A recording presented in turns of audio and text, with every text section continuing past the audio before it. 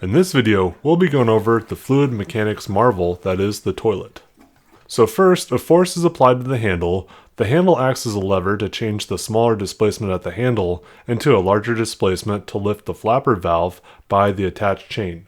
The flapper valve, which is located at the bottom of the tank and connects the tank and bowl, is lifted and opened by the lever. The buoyancy of the flapper valve keeps the valve open after the user releases the handle. The water then flows through the flapper valve due to the tank being at a higher elevation. The potential energy of the water from the raised height is converted into kinetic flow energy and forced through angled holes in the toilet bowl rim.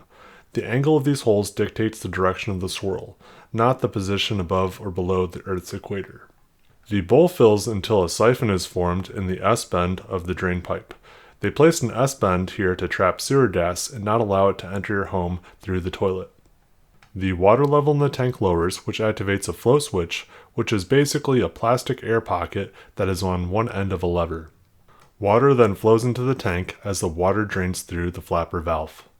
The water level then lowers to the point where the buoyant force of the flapper valve can't counteract the suction of the water draining through the flapper valve. The flapper valve then closes, which causes the water to no longer flow to the toilet bowl and out the drain.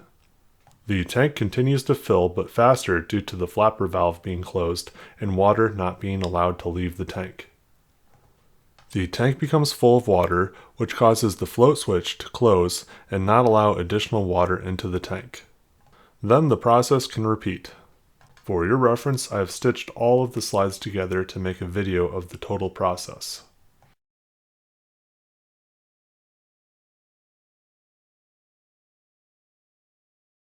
Poll update. That concludes this video. Hope you'll have earned a like, share, or subscription. If you enjoyed this video, you may enjoy one of these videos as well. Let me know how I'm doing in the comments down below. Thank you for watching.